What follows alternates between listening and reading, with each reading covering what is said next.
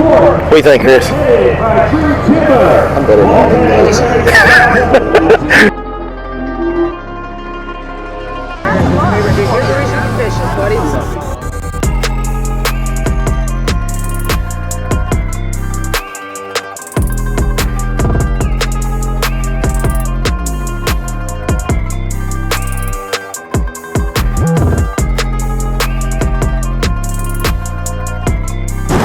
Let us pray. Father, we come before you today and we thank you for another day that we can enjoy your creation, Lord. Lord, we ask a special blessing on all the anglers. Keep us safe, and we pray that we have a good day. In your gracious and holy name we pray. Amen. Amen.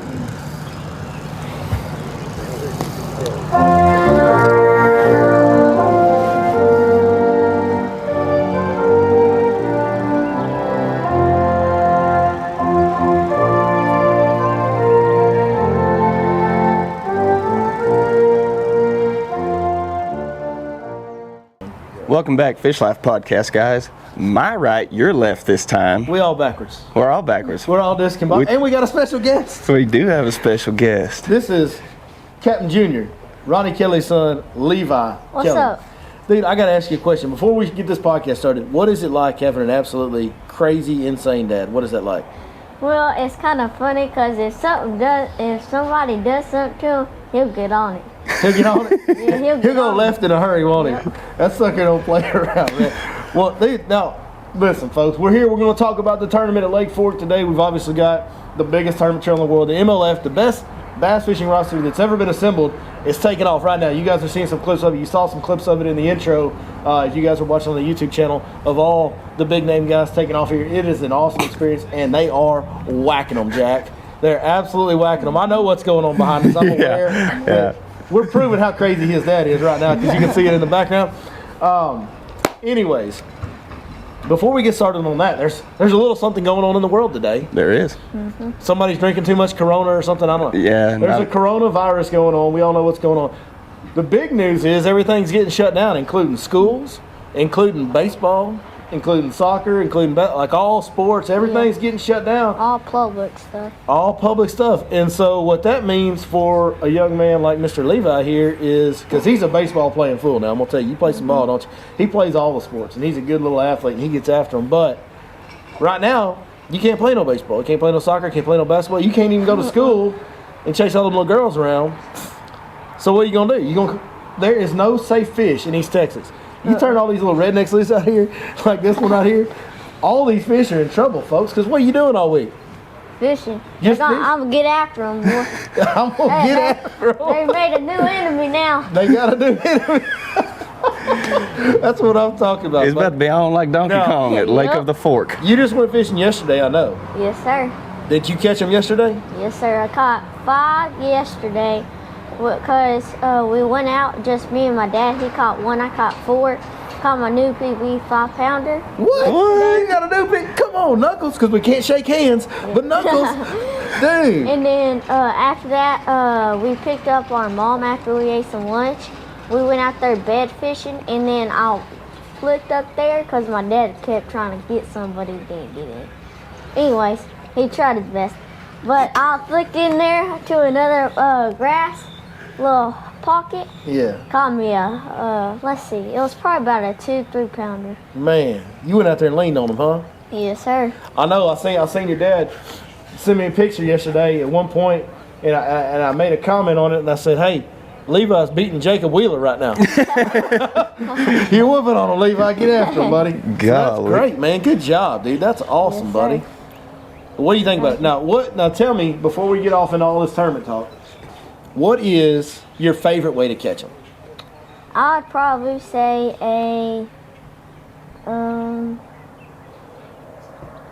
So, don't worry about all that. I told him he had to sponsor plug it earlier. See, we all got the 6 cents hats on. Go ahead and say what it is. Cinco. A Cinco. So a weightless stick bait like the Clout from 6 cents, or a Cinco, or a Yum Dinger. We all know, look, stick baits are stick baits. There's some that are better than others. The Clout's a little different. But you like throwing the weightless plastic type deal, right? Yes, sir. Now, do you ever change it up and go to a fluke or do a wacky worm or anything like that? Or how do you do it? Sometimes, depending on the season, I will change up to a fluke or something, but mainly on this kind of season where we're at in this point, I usually throw a Cinco. just like a weightless Texas rig with the hook in it like that? Yes, sir. Is that because you're throwing it up there and all that grass and all that Yes, flood? sir. That's a smart man. See, that boy's learning. I'm telling y'all. Captain Junior coming soon to a tournament near you. You boys better watch out. You gonna take me on a guide trip? Maybe. Maybe. Hey, I'm getting I there. think what he's I'm thinking getting is, there. are you gonna pay me? Yeah. How much you talking about paying? Oh man. Dude, that's awesome, man. Hey, That is Levi, awesome. I appreciate you joining us to start Yes, this sir. podcast off. I appreciate you getting out here and spending time on the water with your dad. That's good. But if you stay out in the woods and the water, it'll keep you out of a lot of trouble. And we're real excited that you got to do this with us, man. We appreciate it. Yes, sir. All right, give me some knuckles, dog. Y'all go get some breakfast. Thanks, brother. All right, see you, girls. See you, Rondo. Captain was in the background back there, folks, doing a little cameo. I don't know, shaking what his mama gave him or something back there, I saw. Not Ronnie. Like, if you're listening to the audio file, you missed out, I think. What's that song? Somebody come get her. She's dancing like a... He's still doing it. He's going walking up the hill doing it right now. Cue lady in red. I wish that I could... There's so many. This is terrible for the people listening on I audio know, because it's I just know. a train wreck as usual. with us. Oh yeah. But man, the world's going to hell in a handbasket. Yeah. Nobody's wiping their butt with toilet paper anymore. Shortage of lines. We're out of toilet paper. Yeah, limes are running short because everybody's drinking too much Coronas. But all that aside, we got something real special taking place right here on the Goat Lake, Lake Fork.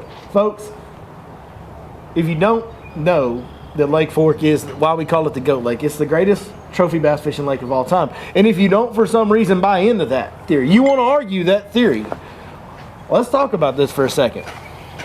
Let's, because I love to settle the score. Because every time the best fishermen on planet Earth come here, and these guys fish all over the country. They go to tournaments on Gunnersville. They go to tournaments on Okeechobee. They go to the up north tournaments on the Great Smallmouth Fisheries. They go to Clear Lake. They go to all these amazing. They go to the best fisheries on planet Earth. They do. right. They That's all right. travel to all the best fisheries on planet Earth. How many times, every time these guys come here, do we hear, that's my personal best? Every The time. biggest bass every time they come here, there's multiple guys catching their biggest bass of their life. And these are the best fishermen on earth that fish all over the planet. And they catch their biggest bass here at Lake Fork. They have broken the standing MLF big bass record 3 times. Oh. Well, there was a third fish caught that would have been a record, Correct. except Jason Christie had already beaten the record. Correct. They caught Right. 3 fish that would have beaten the previous record in 2 days. We've still got 4 days of competition to go. 3 of the 4 days on here on Lake Fork. So how many big fish records are they going to set while they're here for the MLF Tour? Now I realize the Bass Pro Tour has only been around for a year. This is the second year. It's been around for a year and 3 events. Now this is the third event of the second year. But even in all the MLF select cups, okay, Right. which they sometimes fish at these small lakes where the big bass got nowhere to hide. Right. Okay, they go to lakes like Lake Nacogdoches. When they fish in East Texas, they fish lakes like Nacogdoches, Pinkston, Kurth. Giant bass factories, really small. Fish got nowhere to hide from these guys. Still, the biggest bass that they've ever caught in these competitions, right here on Lake Fork. I mean, You combine that with the 2014 and the best 3 days of 5-fish stringer tournament fishing that's ever been had on the tour level. This is the greatest trophy bass lake of all time. Yeah. It's not the greatest numbers lake. We've never claimed that Yeah, it is. no. I'll tell you right now, you come out here, you catch 10 to 15 fish a day, you're doing really well. Look at what these pros are doing. Most of them are catching 10 to 15 a day that are doing well in the tournament. But like Atkins yesterday, how many did he catch? He caught 16 fish. No, he didn't catch 16. Oh. He caught 9. Oh yeah, Atkins caught group. He caught 8 or 9. He's in Group B. He caught 8 or 9 fish for 50-something pounds. Yep. Hold on, I got it right here. He had a Sorry. 10-pounder, another 8-pounder. Yeah, some Atkins 5-pounders. 9 for 51 pounds. 9 fish. So he only caught 9 fish, but he caught 51 pounds. No big deal. Just a 6.5 pound average. That's it. Average of 6.5 pounds per fish caught. I mean, Do that math for a minute. yeah, it's ridiculous. It's unbelievable. This lake is unbelievable. These guys are unbelievable. They're whacking them, dude. And they timed it so well. He had 30 pounds. It was, He had a 35 pound. Yeah, it's 35 is I what mean, it was. these guys are whacking them. They timed it so well. All the fish pulled up this week. I'm going to tell you, you guys are actually, if you watch the YouTube channel, you'll see a video of mine that comes out tomorrow where we struggled, like horribly struggled. Like we only caught 2 fish and they were little fish. Now, granted, I think I made some wrong decisions that day and we should have caught them better than that. But the point is, Monday, this was not the same lake as it was Friday. Correct. Because even on my trips in between the filming day and then the day the tournament started, on my guide trips in between there, because I did guide while these guys were practicing, we whacked them. I mean, we whacked them. We caught some big fish this week. Once we got past about Tuesday, it really started getting good, and we leaned on them. And we had a huge warming trend. We had calm winds for a couple of those days, and then we got the wind blowing once it got warm. And I mean, everything lined up to make this.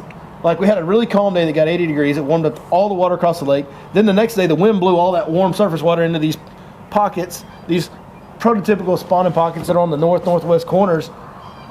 And every fish on the lake seems to be spawning right now. Like, I know there's going to be more fish spawning for the next couple months. Oh, yeah. It really feels like every fish in the lake is spawning right now. And you can tell when you watch this tournament. We're sitting here after day 2. You guys are watching this after the tournament's over. Mm-hmm. Y'all know who won. We don't know who's going to win right now. So we're going to talk about that here in a minute. But right now we're sitting here after day 2, and these guys have just throttled them for the first 2 days, and every guy is fishing on the bank. Like, how many times do you see professional level tournaments where they're not? I mean, I'll take that back. There was a guy yesterday, Brandon Coulter, was fishing way off the bank, and he was catching it. He caught some big ones. We're going to talk more about. We're going to break that down here in a minute, because that's something that could come into play in a big way. But 99% of these guys that you're seeing, you don't ever see pro level tour events in the dirt, where they're literally throwing at the bank. Like, they're throwing it on the bank line, and I mean, in inches of water. Yep.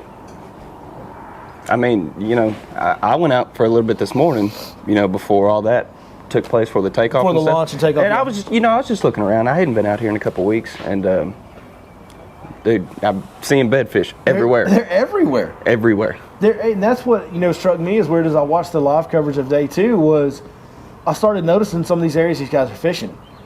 It's not like they're only fishing in the early spawning areas. Like, there's some areas that normally fish don't start spawning until the very end of March or sometimes even April.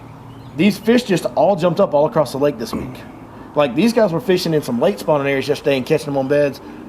And it was really kind of had my wheels turn a little bit, because I was like, well, okay, we got that first major wave in. These guys are fishing like MDJ, we can say it now. He was in Glade. Yeah. The tournament's over by the time people are hearing this. He was in Glade in that little top right corner, that little pond. He was whacking on them. That's normal. That's normal for February and early March. Like, that's normal.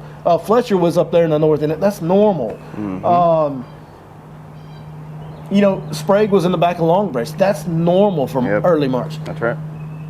Some of these guys yesterday were down here at the mouth of Little Caney in pockets catching bedfish, and I was like, what? Yeah. Like, what? That's usually an April deal. That's normally the end of March, early April. And so it really just goes to speak of how many fish have come up this week, man. And it's not just Fork. All the lakes. All the lakes around here. Like, you open up your Facebook feed and all you see is 30-pound bags everywhere you look. Like, it doesn't matter. Like, all these lakes, these fish are jumping up because of the weather we've had this week. It's funny because on top of that, we had the full moon. That helps. Yeah, full moon helped. I was talking to my tournament partner yesterday, and he said his dad was out on on Winsboro, and a bunch of these pros went out there and they were sight fishing them. So for those that don't know, in the MLF tour events, they break off into 2 groups. You have a Group A and a Group B. Group A will fish. Like, Group A fished Friday, Group B fished yesterday, which was Saturday. Today's Sunday. Group A is fishing their second day. So there's half of them yesterday that aren't fishing. There's 40 guys. And who was on Winsboro? Cameron Hitt's dad.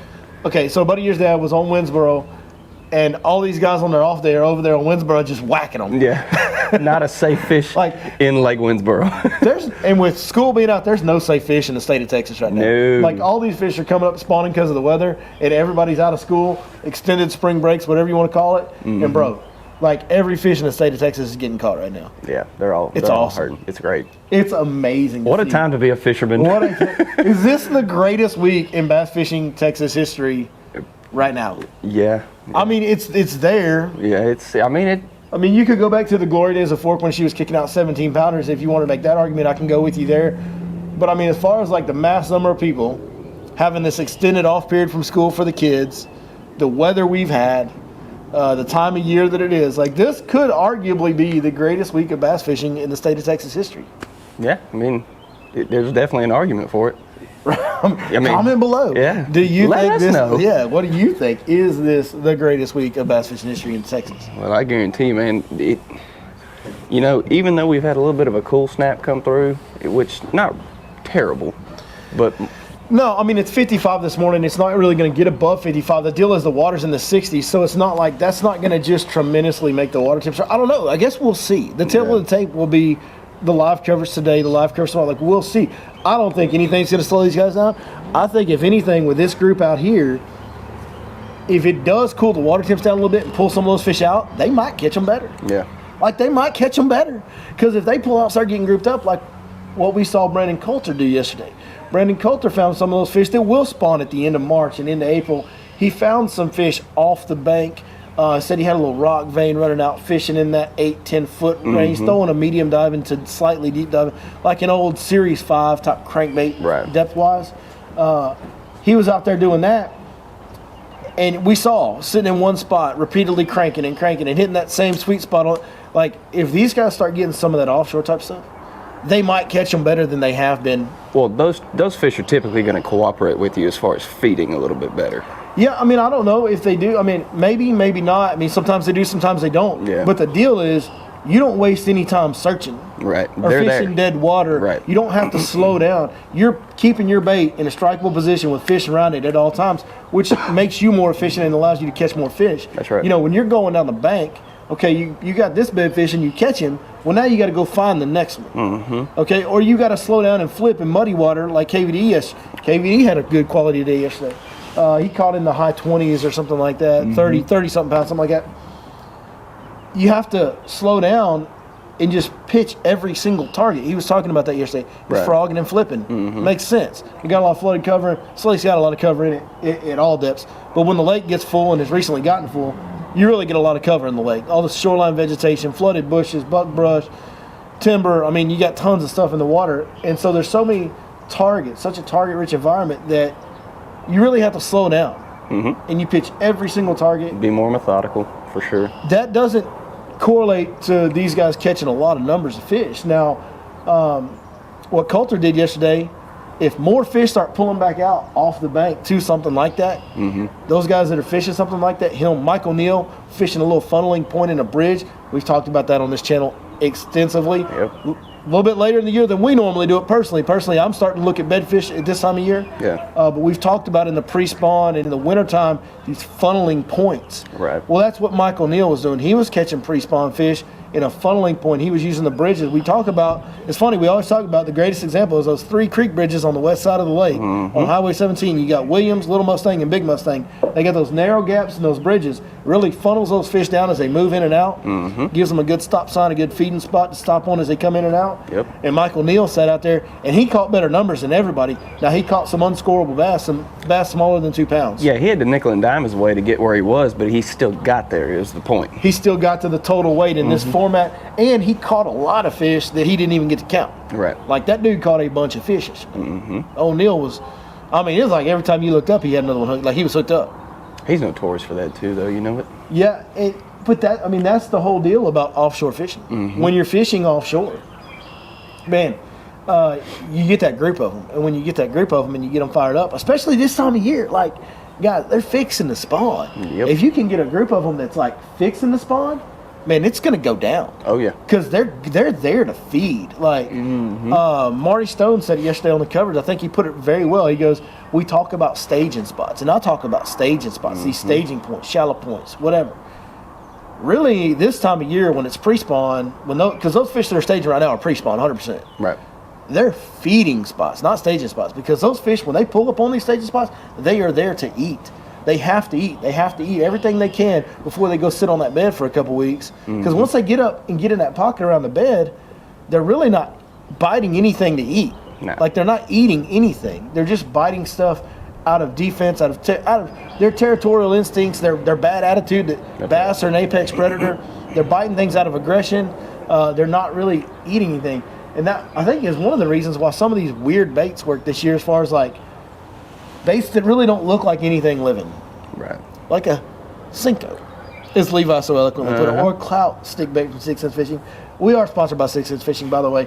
If you do go check out 6sensefishing.com and you order anything, please punch in that code, Your Lake Fort Guide. Get a 10% discount on all orders. That's our way of saying thank you to you guys for everything y'all do for us.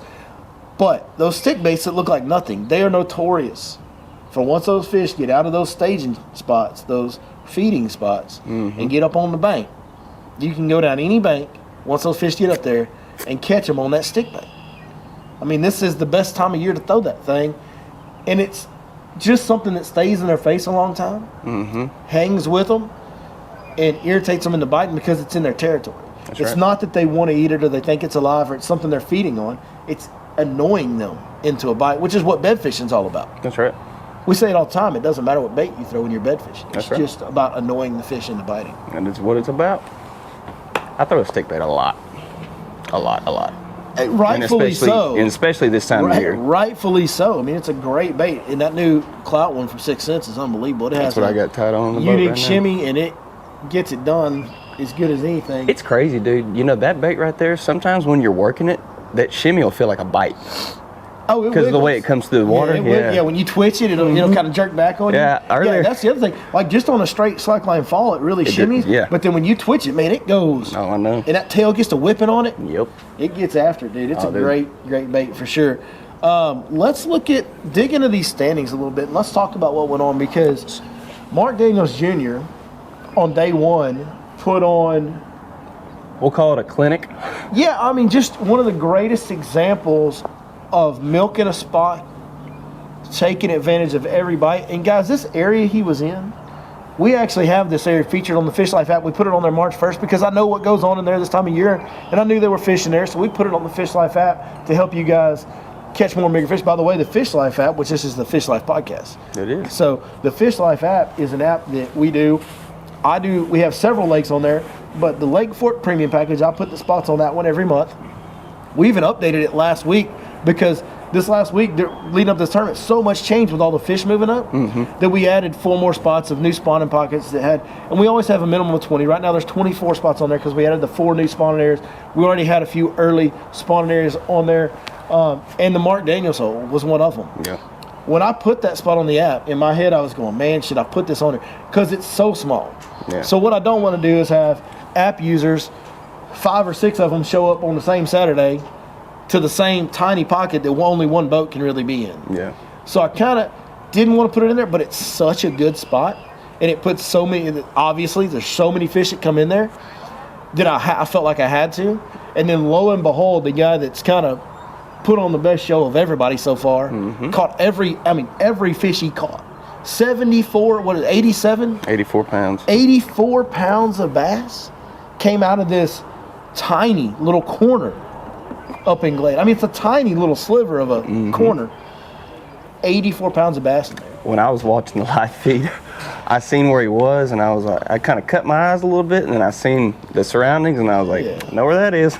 Oh, and with that drone footage they have nowadays, I mean, anybody that fishes Lake Fork a lot, if you've ever been in that area, then you recognize, some of you may not recognize it. You just may not have ever fished that one little small corner. I mean, it's a tiny little corner. Yeah, it's not much to it.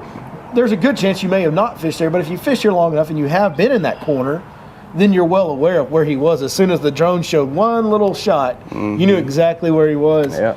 And I got really excited because we work really hard on that app trying to put out the best information for people to use. Like, that's the deal. We're passionate about helping people catch more and bigger fish. That's what we put a ton of work. Be quite honest with you, we invested a ton of money into developing this app. We really haven't been making money on it. It's really kind of a labor of love with this app because it costs so much to build apps out. But that's fine because the reason we're doing it is to help people catch more and bigger fish. And if you follow the Fish Life page on Instagram, you'll see constant pictures coming in from people sending us pictures of fish they caught. By the way, if you catch a fish using the Fish Life app, please do send it in to us. You can text it to the number on the screen, 903-519-1542. You can text it to that, or you can go to the Fish Life Instagram page and DM it to us through that. And Fish Life the life is spelled with a Y, L-Y-F-E. Why is that, Billy? Because it's the best damn fishing app ever created. You damn right. That's right. But no, we want you guys to send us those pictures in because we love seeing, that's the deal. It's a labor of love for us. We're passionate about it. And we love seeing the success. By the way, we're sitting here right now. How cool is it to be here at Lake Fork this week? We're sitting here right now, and Jacob Poroznik is just driving his truck right behind the camera right now. Yeah. Like, and there's Justin Lucas up on top of the hill. Yep. Like, how awesome. If you're a fan of bass fishing, this is super cool, man. Gary Klein just walked by us and said hi earlier. Right before we stopped, Gary Klein walked right by this bench with his 2 looked like to be granddaughters, and said, "Hey, how you guys doing?" He's super nice. I mean, it's we've got the young man you guys have probably seen in the background walking around here, flipping the dock, hanging out, talking to the pros, like, and that's just he's just a local kid. Yeah. He's just a local kid that Just comes loves out, it. and he's literally walking around this bank, flipping that wacky worm around everywhere he can go. Or what, I don't know what he's fishing with, but yeah, something. He's getting after I him. wouldn't be surprised if it was a pink trick worm. Yeah. So I'm getting off the rails again. Like No, I did. you're good. And by the way, I'm railroading you out of this podcast. This is the You're good, one-man man. show. Keep going. I'm so excited about everything that's going on this week. I've got a lot to say about it apparently, and I'm kind of rambling, but that's okay. Mark Daniels Jr. pulled into that pocket and put on one of the better examples we've ever seen of milking an area and taking advantage of every bite and catching every fish he could. The efficiency The efficiency, right? is, I mean, it is bar none. He could not have caught any more weight out of that pocket. There's no way. Nobody could. No. Nobody in the history of bass fishing could have done any better in that one little piece of water than what he did the other day. That was one of the finest pieces of fishing execution that we've ever witnessed. I mean, we need to really go back and watch that first day and appreciate it Yeah. Oh, yeah. and understand that that was one of the best fishing performances we've ever seen. Well, because I was putting it in perspective, you know, when I figured out where he was, I said, yep, I've fished in there before. And I Guys, caught, you can, for those that don't know, you can power pull down right in the dead center of this and cast to every corner of it. Correct. Correct. From one location. That's right. You can hit every corner in one cast from one location in the middle of it. That's how small it is. I remember thinking to myself, yeah, I fished in there before. He's liable to run into a couple because I've caught a 7-pounder in there. I've caught a 5-pounder Yeah, in there. good I've caught a fish pulling it. 6-pounder in Yeah. there. But for those that are watching on YouTube, I'm talking about 3 good fish that I've pulled out of here, right? Not 84, 15, How many numbers? How many fish did he catch? 24. He caught 24 bass in that hole. And then Casey actually went in there and caught a couple yesterday. That was even surprising to me. What's funny is I made a Facebook post. As Casey actually was pulling in there. He pulled in there, and what was also funny was Fletcher Shrike. Did Fletcher Shrike end up second on that group? No, he was 8th. Oh, he dropped down 8th. He was second for most of the days, but Fletcher Shrike caught 57 pounds. Okay, he was fishing in the same general vicinity, and at one point he Little was really neighboring close pocket. to the mouth of it, fishing some flooded bushes out in front of it. But Casey Ashley pulled in there, and I'm like, poor Casey Ashley has no idea Yeah. that those guys caught every fish in the county yesterday right there where he is. Oh, he's finna catch some Gothic bass. They're gonna have gauges and piercings and all. Gothic bass. They already got the black spots on them. Some I of them. guarantee you. Man, someone got that black lipstick on, you know what I'm saying? That's right. Them old That's scary right. girls. Uh-huh. Them girls in high school, like, you're like, man, listen, bro, she's hot. Like, look at her body. She's like, she's a good looking girl, but I'm kind of scared of her, so Yeah. I'm out. Like, that's what them fish are starting to look like. Like, Yeah. I don't know. That fish looks a little mean. I may not want to catch that fish. But, yeah, poor Casey pulled in. He managed to catch a couple good fish in there. Man, when I seen him pull in, I'm like, it's crazy because these guys aren't allowed to watch the live coverage. They aren't allowed to share information. Like, they have the most strict information rules of any tour that's ever existed. Right. You can't even say the word Lake Fork without them having to report it. Like, if you walk up to one of these guys when they're practicing and you go, man, how do you like Lake Fork? They have to go tell. As soon as you say Lake Fork, they got to report that they heard something from somebody. It's crazy how tight some of the information rules are. But so Casey had no idea. Didn't have a clue. He pulls into this pocket, and World War III went down yesterday, and he don't even know. Like, it was just, man, it's so much fun to watch all this stuff unfold. It's so cool. So listen to this, and I'm gonna ramble on, and I'm not gonna put names with it because it would Before we just get on take that, way too let's long. talk about the technique. So MDJ, he sight fished a little bit. Now the water in that pocket he's fishing tends to be really dirty. So the fact that he could see any fish in there, kudos to him. It's a challenge. It's not easy. Yeah. Like, that's one of the harder spots to see fish on. So amazing job by him of actually seeing fish. But he did a lot of damage also just slowing down and flipping shallow. And then there was this one little kind of unique technique, right? That everybody kind of saw go down. I mean, because it's pretty obvious when you pull out a neon pink trick worm. What's the actual name for it? Methylate. Methylate. You yelled at me earlier. I did. Yeah, he said, man, I got to go get me some pink worm. I said, it's methylate. Get it right. No, but a floating, I don't even know that it was trick worm. I think it was like a floating methylate. It may be in a regular trick worm. Yeah, I don't. But it was that hot pink, kind of neon orange, neon pink, methylate's the color they call it, weightless worm. Yeah. And he was throwing that sucker around that dirty water and catching them on it. He did. That was the one that everybody's talking about because I think, obviously, when somebody pulls out something a little off the wall like that, it gets everybody's attention. But as I watched it, it felt like to me he actually caught more fish off the bed and just flipping and slowing down. Right. Yeah. I mean, it's just, there was a couple fish that he caught that were, he had the fish in his hand a long time after he caught it, and that worm, that methylate worm, was just hanging out, and you could see it for a lot longer, and so that's why people probably... When that fish comes into the boat and sticks his head out and shakes it, and there's a neon pink worm, right. Like it's obvious what that is. Yeah. Like, you can be throwing a rattle trap, you can be throwing like a raven red, or just flipping your creature bait. Yeah. It's just a dark colored creature bait. Exactly. Nobody really knows exactly what it is. Right. You're like, oh, he's flipping a creature bait, but... a deal like that, you're like, I know exactly what that is. Pretty unique, and it stands out. Right. But yeah, he, the efficiency, like I can't talk about it enough. It was one of the best fishing performances we've ever seen. Oh, 100%. To catch that many bass, that much weight out of that small of an area, it speaks to Lake Fork and the population and the average size and the quality. Like, obviously it speaks, I don't think we have to say anything more about that. It speaks to that. I mean, it's pretty much hands down. But B, unbelievable job by him. Oh. One of the best performances we've ever seen. Hands down. Side note, here in a couple weeks on this podcast, we might be having MDJ as a guest. We're trying to line that up, talk to him this morning a little bit. He's down to do it. He's agreed to do it. We've just got to get connected and get the schedule lined up where we can talk to him. But we're going to try to have MDJ come on and talk to us about that awesome performance because it was awesome. And not to downplay that, we got a pretty special guest next week for you guys. Next week, we're supposed to have Jacob Wheeler coming on, so that is going to be pretty awesome. It's really cool having all these guys here. It's really cool having an opportunity to get to kind of talk to them a little bit, and it's really cool to have them. That's the thing about professional bass fishing that's a little bit different. You get to, if you come to one of these events and watch the take, like, you can walk up and talk to these guys. And the good thing about bass fishing guys is, man, they're just dudes that love to fish. Yeah. Like, they're not like, oh, I got a $10 million contract, you're trying to get something from me. Man, they 99.9% of them, they're really, really grateful. They feel like they're really fortunate to be able to run around in a amazing wrap boat, like all this bad equipment that they got. Like, it's unbelievable. They feel really fortunate to have what they have and be where they are. And they feel really grateful and fortunate to be able to go fishing every day and do that for a living. And they just love fishing. We love fishing. They love fishing. It's easy to talk to them about. Like, they are passionate about it. They'll just sit there and talk to you about it. They're just normal. Every one of these guys I've ever come across are just normal guys. They're really good to talk to. Yep.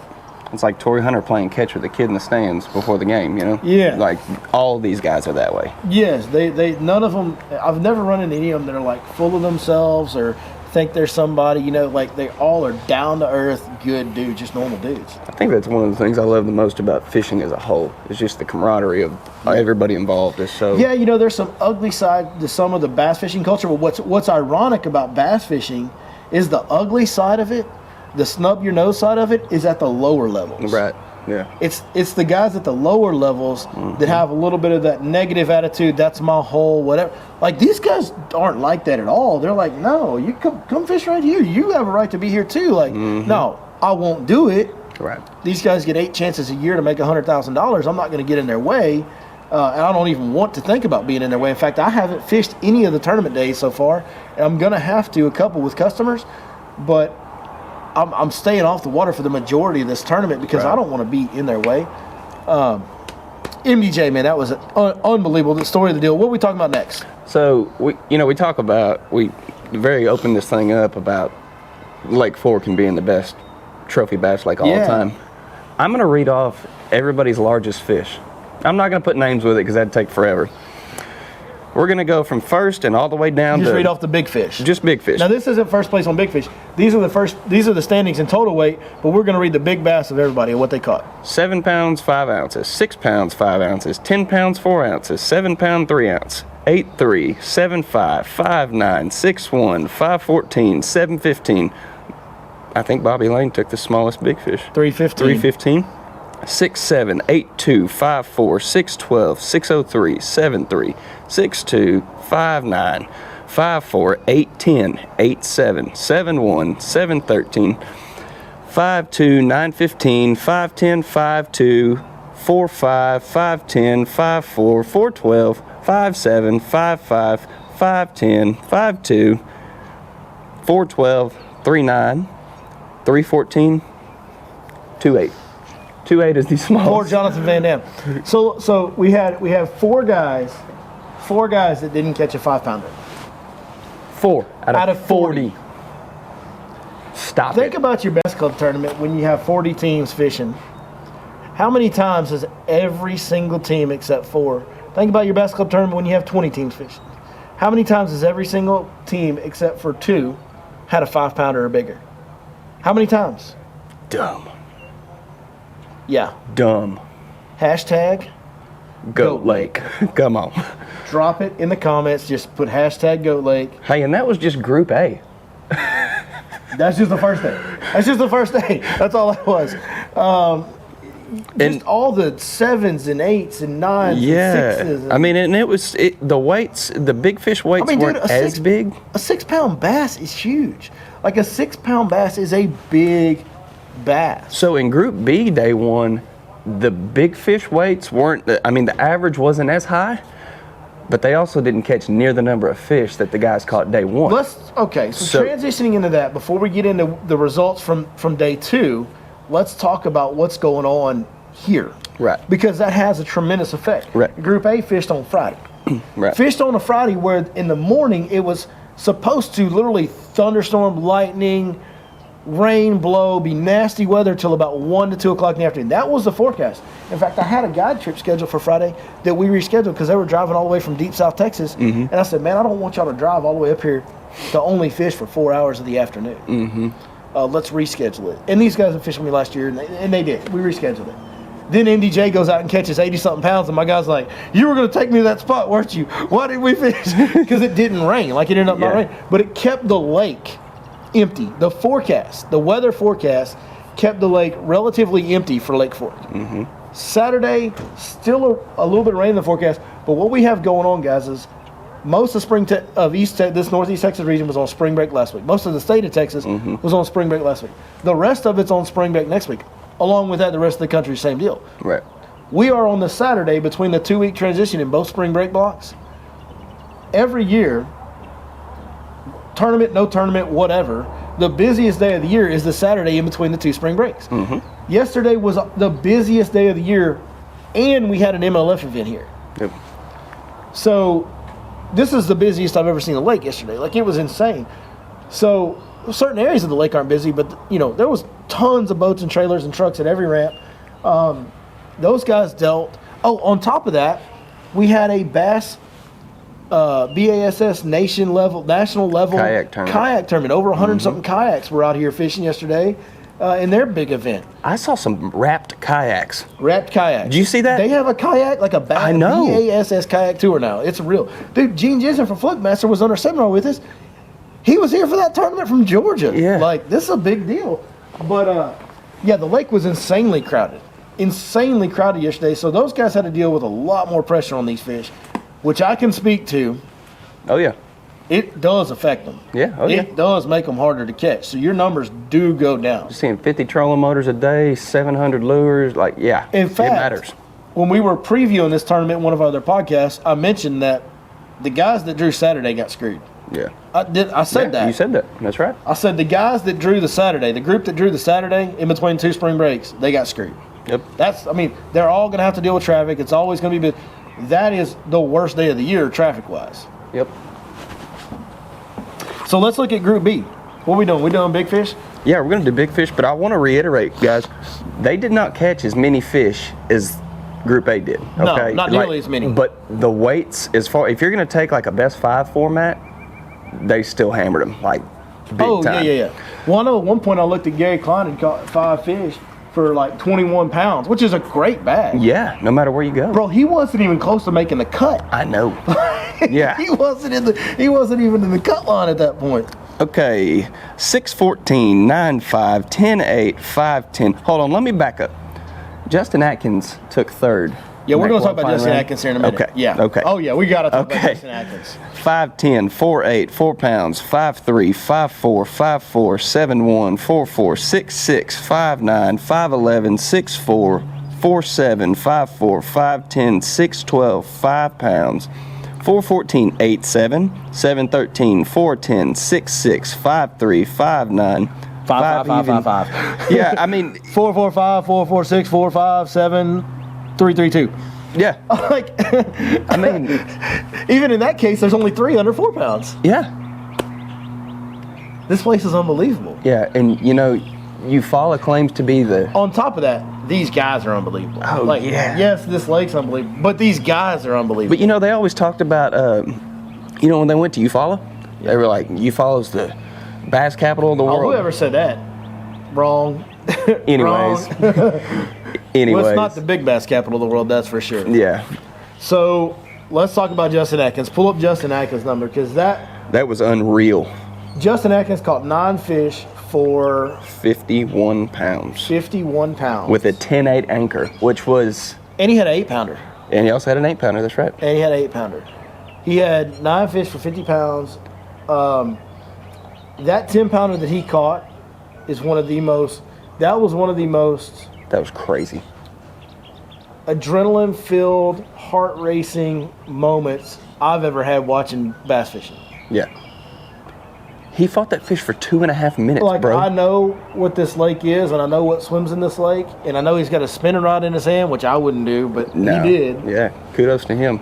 He saw the fish, pitched in there with that wacky worm, said, she's got it, I got her. That was the cool part. Did you notice how he was, like, real calm? Mm-hmm. He's young on the tour. He coached himself through that deal. Like, he's real young on the tour, and he stayed so composed, and he pitched in there, and he was like, oh, I got her. This is before he set the hook. Like, for those watching on YouTube, pitch, shake. He was on his knees, was she he got not? it. Yeah. Oh, I got her.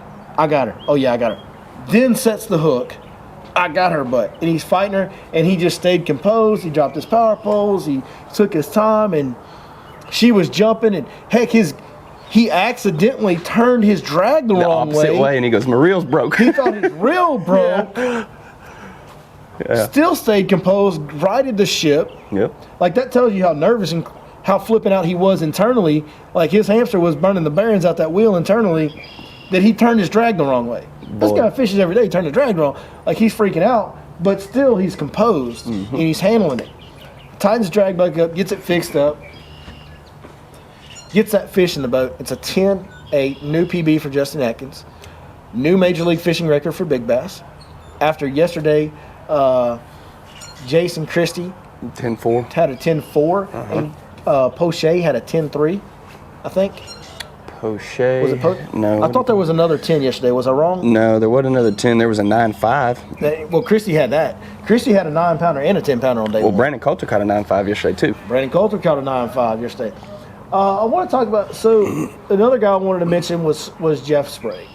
One of the hardest things to do in bass fishing is Just come to your home waters and. to execute on your home waters. We saw last year with the Elite Series being here in May, we saw Lee struggle, to be honest. Listen, Lee's the best fisherman I've known in the last 10 years on Lake Fork. In fact, what Lee did when he was here was better than what Jeff Sprague did when he was here, if I'm giving my honest opinion about it. Yep. But Lee came here last year and he struggled. It's one of the hardest things to do in bass fishing is to come back to your home lake against the best in the world and execute and do well. We've seen guys, tons of guys over the year fail at that aspect, going to your home waters, okay? So one of our game wardens, Mr. Kirk Kelly, he's driving by up the hill up there. Appreciate all of our game wardens for sure. What they do to help us protect and keep people safe on the water and everything around here, they do a great job. Game wardens are awesome. Texas has an awesome game warden department. But Jeff Sprague His number. finished second in Group A. Behind the guy that we talked about Mark quite Daniels, a bit. right. So Jeff Sprague caught 20 fish for 72 pounds and 12 ounces, so almost 73 pounds. it's a pretty good day. I'm going to tell you, MDJ better go find something today. Because Because I Sprague don't got know it. how well MDJ is going to be able to catch him in that one little slough that he caught him in so well the other day. Sprague Has ain't going. options. He's not going to run out of areas No, that he's he got knows options. about. B, I'm going to tell you something about Jeff Sprague that I was really impressed with the other day. He spent the majority of his day, especially in the first part of the day, in the back of Long Branch. I was in the back of Long Branch the morning before the tournament started. Tournament started on Friday. He fished on Friday. I was in there Thursday morning. There was anywhere from 8 to 10 different guides I saw come through there. There was 15, 20 local boats. I'm telling you, I promise you, everybody was catching fish. We were all catching fish. Mm-hmm. Everybody in that cove was getting bit. There was easily over 100 bass, maybe two. There was easily over 100 bass that got stuck in Long Branch the day before the tournament started. Sprague went in there and still managed to catch quite a few fish in there. What he also did that probably impressed me the most was he was able to, I can only imagine this because I haven't talked to Jeff, but imagine what he did was he went and practiced. He saw how many fish were pulling in there, the big fish that were pulling up on beds. Mm-hmm. He saw how much life was in there, the bait. He saw the warm water temps. I mean, the water was 66 degrees in there Thursday, so it's, you know. And that was Thursday morning. It probably got to 70, you know. Yeah. He saw everything he wanted to see and said, okay, this is where. And I even told my customers, I go, if somebody comes in here and gets it to themselves, they'll win this tournament in here. There's more fish. Like, this is the best area on the whole lake right now. Mm-hmm. There's more fish here than there is anywhere else.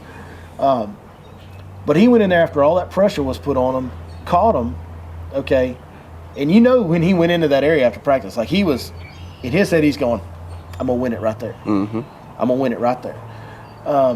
Dingo's in there. Those fish don't cooperate quite the way he wants to. The big ones aren't up anymore because they just got stuck 2 or 3 times. Just right. Like some of them big females were getting caught multiple times in there on Thursday. I saw it happen. I saw it happen. So he goes in there and he doesn't exactly go to plan. And he's catching them good, but he can't catch a big one, you know? Right. He then scratches that, goes and fishes some other areas, and ends up in the afternoon making a charge. And Mark Daniels had kind of run away from everybody, but Sprague is now back in the game. He was trying to close the gap, and he got... Because a 12-pound lead ain't enough out here. No, it's 2 fish. It's one. It's one sometimes, yeah. Like, it's 12 pounds is not enough of a lead out here. It's just not. No. So, Jeff Sprague, great job, great execution, great performance on his part. I also happen to know, let's go ahead and start transitioning into the preview of the rest of this tournament now. Mm-hmm. Sprague's going to catch him good here. I don't think there's any way. Before we do that, one more shout out, Kelly Jordan. Kelly Jordan, he's right there. Had one of the better days yesterday. Where did he end up in his group? He was... He ended up having a really good, it was so much fun. He's KJ, sixth. 6th. 13 for 42. I mean... 42 pounds in 6th place in his group, so he's right there in the mix. What's the leader in that group at? That's Michael New with 57. 57, so Kelly's not out of winning his group either come tomorrow. That will be tomorrow. So KJ is a friend of the show. He's been on. He's done a long calling with us before. I'm sure he'll be back to do it again. In fact, I will reach out to him once the tournament's over and try to get him on as well. Kelly is unbelievable guy. He's unbelievable. He's probably the most legendary fisherman. He's got to be the most legendary fisherman from Lake Fork. Oh, absolutely. As far as what he's done. Yeah. Now, listen, Sprague may go on to do his thing. Talk is there. Talk's there, right? Talk's there. Lee obviously may go on and be bigger than all of them. But right now, Kelly's the biggest guy, the biggest legend that we've ever had come out of Lake Fork. So it's great to see Kelly doing well. Again, doing it on your home lake, that's a hard thing to do. Going forward. Score tracker's already buzzing. Going forward, I'm sure it is. We need to get on that live coverage. Going forward, I really like Jeff Sprague. I like his local knowledge. Now that he's gotten past the first day, kind of gotten that whole home lake jitters out of him, he executed the first day really well, really well. I like Jeff Sprague. I'm going to tell you why I like him, because I think he's going to get to the last day. I think he will too. And as long as he gets to the last day, if that sucker gets in the top 10 and they go to Lake Athens, sorry. He's got a big advantage on everybody. Yeah. I'm talking about a big advantage, because Lake Athens is too small to struggle on for these guys. None of these guys are going to struggle on Lake Athens. It's just too small. But the deal with Sprague he knows where them bigs like to he hang has out. spent more time on Lake Athens than anybody in this field, and it ain't close, Jack. No. Like, and his brother is there all the time. His brother Warren Sprague fishes it religiously. In fact, years ago when Jeff was fishing in a Keystone Light Boat and I was still in the beer distribution business, we were sponsoring Sprague. Keystone was sponsoring Sprague, and we were the East Texas distributor, so we were going out to film promo stuff with him. Sprague got to decide where to go to film the promotional footage, and he chose Athens. And he was guiding on Fork at the time. And he chose Athens. That was when he was fishing the FLW Tour the first year. But so he knows Athens. He loves Athens. He has a lot of faith in Athens. I promise you, when they decided they were going to fish the last day on Lake Athens, Jeff Sprague started chomping at the bit, buddy. He's like, all right, I got to capitalize on fork. I got to get to my home waters. If he gets to that top 10, if he gets to that last day, it's going to be tough to beat him. Oh, yeah. Now, the thing about Lake Athens is it's so full of fish and so full of numbers of fish, somebody could get on a roll where they're catching, a bunch of 2 to 4 pounders. Yeah. And Jeff may be more worried about big fish, and it could kind of play out that way. But, man, Sprake's got the local knowledge on Athens. And, Athens is a lake, too, where Sprake he'll have it so dialed in just because he knows it so well. He might be the guy that catches 62 pounders in a row. Well, let me tell you what else is going to happen on Athens. Athens is a smaller lake. It's very clear. Sight fishing could totally be in play there. But I have a customer and a guy that's become a friend over the years that's from Athens. Now, he lives in Rockwell now, but he's from Athens, and he goes back and fishes Lake Athens religiously. Mm-hmm. In fact, I kind of taught him how to sight fish there several years ago. Mm-hmm.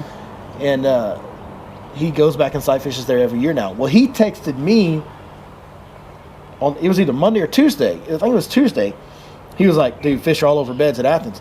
Athens happens a little bit earlier. These fish out here didn't pull up and really get going until Thursday, Friday. Like, there were some pulled up, but they didn't really pull up in a big... The fish on Athens were pulled up in a big way on Monday, Tuesday. Mm-hmm. There's going to be a lot of those females that have already dropped and have backed up, and you're going to be able to kind of go around and just throw a swim bait, throw a chatterbait, throw a whatever, and just kind of go around and fish fast. Because what do they do when they get done spawning, Billy? Well, it's a post spawn. They're hungry. They're hungry. So they're still got a bad attitude, but they're hungry. And so these guys are going to be able on Lake Athens to fish a little faster. The water's going to be cleaner. Yep. Okay, they're going to be able to make faster decisions on bed fish, but they're also going to be able to just chunk and wind and catch more numbers of fish moving faster. It should be a pretty good beatdown on Lake Athens. I just hope it doesn't turn. The thing about Lake Athens is there's so many fish in there, and you've seen it. They school on Lake Athens in the summer, like the end of July and August when it gets real hot. So like fun. It opens your eyes to how many 2-pounders are in that lake, because those fish will go to school and it'll be acres of the main lake will just be boiling for 10 minutes at a time. Mm-hmm. Some years there is a bunch of 2-pounders, and somebody could get on a deal where they're on a group of 2.5 pound fish, and they go boom, boom, boom, boom, boom. Now, what we need to keep in perspective is we're always talking about, hey, it's easier to catch 4 2-pounders than it is 1 8-pounder. And 90% of the time, that's the case. Not this time of year, not on these lakes. Right. Like, you can catch the big ones too. What we need to understand is if somebody goes out there and catches 100 pounds of bass on Athens and it's 52-pounders, that's impressive. Yeah. That's a big deal. Yep. Like, that is something that is to behold and to respect and to think highly of. Mm-hmm. Me personally, I do like to try and target bigger fish, but when the job is to catch the most weight possible and somebody can out-execute somebody and catch 50 or 60 bass, you just got to do it. You got to take your hat off to them and say, man, that's a job well done, to some degree.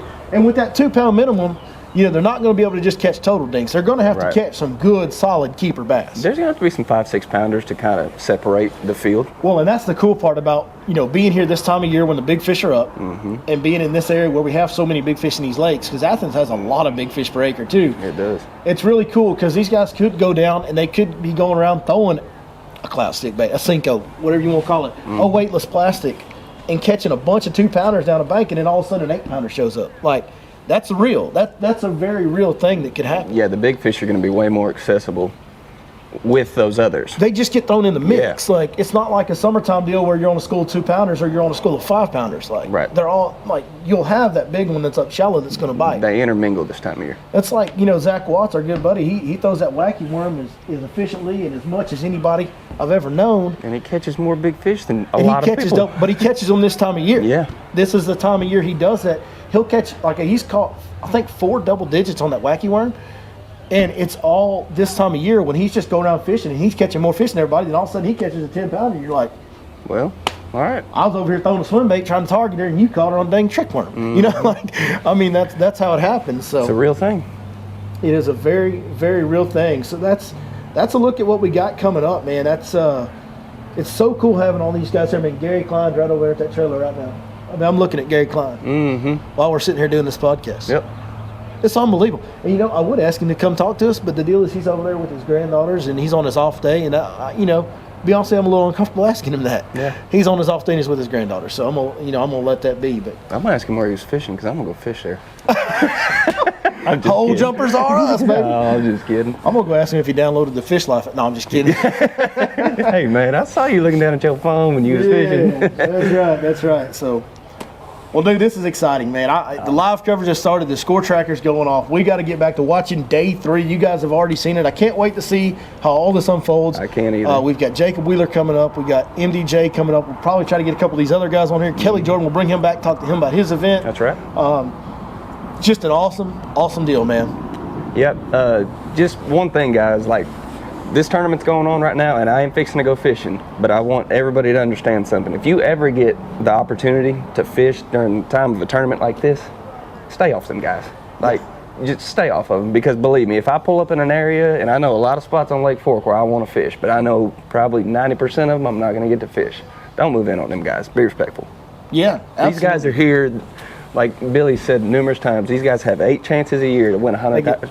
8 chances a year to make their living. So let them have it. Just take that for what it's worth, I make guys. my living out here. I pay my bills out here, and I'll cancel, reschedule. I try to. Right. Part of the problem is we schedule trips this time of year so far in advance. I'm already booking trips for next March and April. Right. Exactly. And so then they come out with the schedule in November, December. Well, I'm already booked. So if that customer's traveling, whatever, can't like. If one of them guys that's already booked me for next March is from Minnesota, okay, and then they schedule the tournament for the day that he's here, and he wants to fish Lake Fork specifically, I'm obligated to him to go out. I kind of have to. If I did not have to, there's no chance that I would be on the water. I haven't been on the water on a tournament day yet, and we're on day 3. Yeah. So. Yeah. Like I said, I am going to go fishing, but I'm not going to move in. And that's okay. Yeah. It's okay. You get one chance a week to fish because you work for a living. Right. You get one day a week to go fish. Go enjoy it. Lake Fork's on fire. Go catch them, but stay out of their way. I know exactly where I'm going to. And do not, if somebody goes in there and strokes like MDJ, those guys that are going in there after MDJ and fishing in the hole, that's terrible. That's bad. That's wrong. That's wrong. You shouldn't do that. Like, if you see a guy, especially like Brandon Coulter, you see him on that offshore spot, get off of him. Don't fish that during this event. Let him have it until they're off Lake Fork. Then go whack them. Go whack them next weekend on it, Yeah. So, and by the way, I have no clue where he is. Like, I didn't either. I was trying to look. I was trying to figure that out. They were flying that drone around yesterday while he was on that offshore spot. I'm like, he's not even on Lake Fork. Yeah. Like, is he on Lake? Where's he at? This sucker's over there and broke into Monticello and whacking them offshore. Yeah. Oh my gosh. I don't have a clue where he is, man. I don't either, and I keep cutting my eyes back this way, and there's a little area I want to go fish, and I know there ain't nobody over there. And I might be one of the first ones at the party. If they in there, it'll be good for you. Well, hey, but let's wrap it up, man. Hey, appreciate you guys listening to us today. Hopefully y'all excited about this event. It's been an amazing event to watch unfold. I can't wait to see how the rest of it. We're only on day 3. We just started day 3. We're only through 2 days of this event. There's 6 total days. This is going to be awesome. God, I hope they come back next year. This is amazing. I had to go buy a portable phone charger because I'm going to be on Score Tracker all week. All day. I'm about to turn the live coverage on myself, man. Chris, thanks for joining me and helping me do this today. Hey, all you guys, thank you so much for watching another podcast, another Fish Life podcast right here on your Lake Fork Guide Network. And we will see y'all next time. Oh, wait a minute, Chris, do that thing you do. I'm going to go fish the west side.